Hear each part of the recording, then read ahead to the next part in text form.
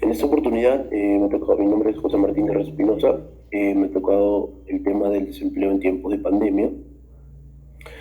Vamos a empezar un poco hablando de lo que es, bueno, la portada, tenemos el índice, la introducción.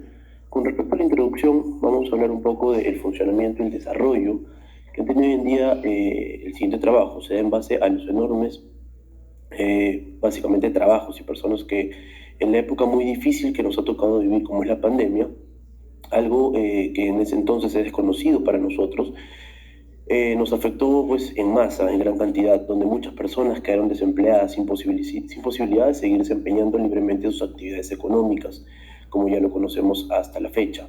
Con una contracción económica cercana al 7%, unos 30 millones de personas quedaron desempleadas o dejaron la fuerza laboral en el 2020.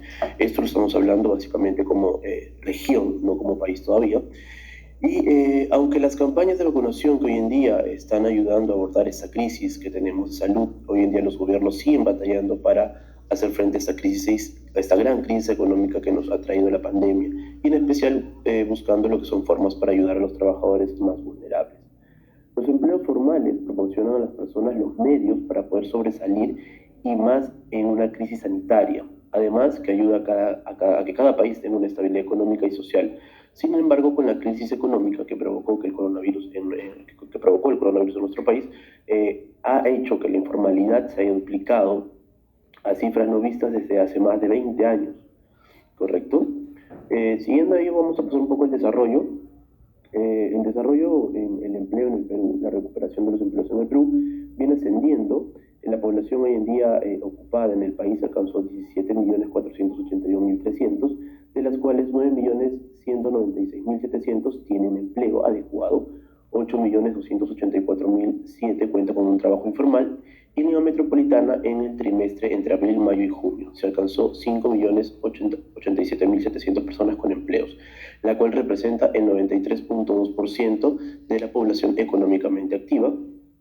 En este caso, el desempleo en el Perú es una de las problemáticas que cada año está presente, ¿no?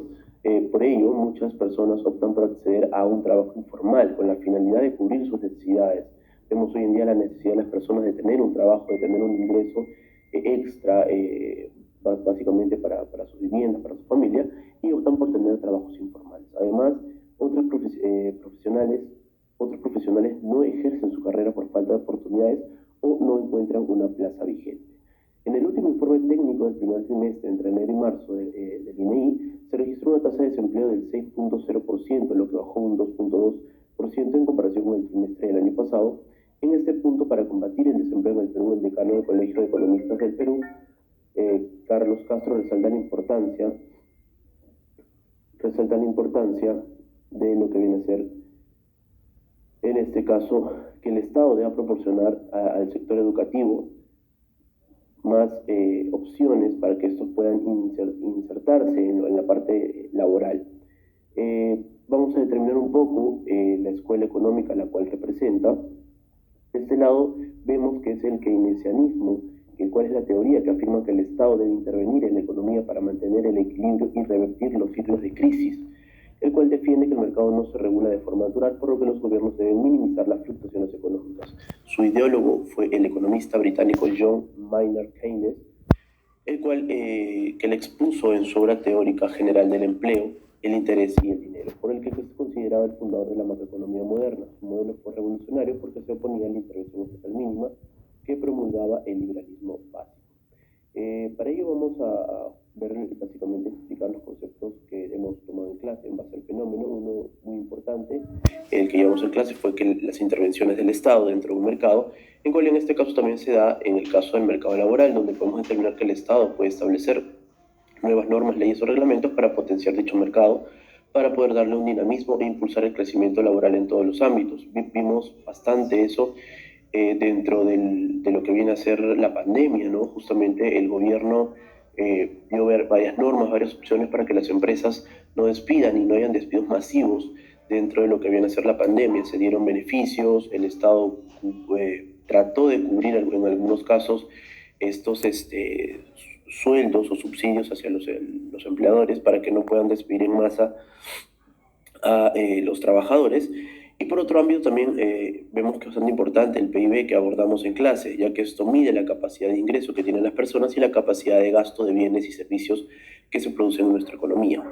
Por el otro lado, en el ámbito macroeconómico, vemos, analizando las perspectivas de este tema, que esto conlleva a no crecimiento básicamente del país, sino a poder estancarse de lo que viene a ser la economía. En la microeconomía, en la parte micro, vemos el aspecto microeconómico, el crecimiento del ámbito laboral, hace muy poco atractivo a las inversiones y la estabilidad económica laboral, el mismo el cual el desarrollo laboral del personal hace la disminución de la competitividad laboral. Pasando a ello, vamos a pasar a las conclusiones. Tenemos en este caso que la pandemia del COVID-19 ha generado impactos impresionantes en el mundo entero sin hacer distinción de continentes. Básicamente afectó a todo el mundo. Uno de los mayores golpes es en los sistemas económicos de cada país, donde se genera una crisis producto de las medidas de protección que adoptan particularmente los gobiernos y que han llevado en el corto plazo al estancamiento de las economías, produciendo el cierre de empresas, recorte de personal, aumentando drásticamente la curva de desempleo, el cual otro aspecto de carácter social que se ha visto afectado es el entorno familiar, que no solo debe cumplir con medidas radicales de distanciamiento social y una serie de restricciones, sino que a esto se le suma el fenómeno del desempleo, donde centenares de personas no contarán más con un ingreso per cápita familiar, generando una serie de trastornos que afectan su salud y generan conductas no apropiadas en el núcleo familiar. Mi profesora, muchísimas gracias por su atención. Tenemos la bibliografía y el trabajo completo presentado. Muchísimas gracias, que tengan buenas noches.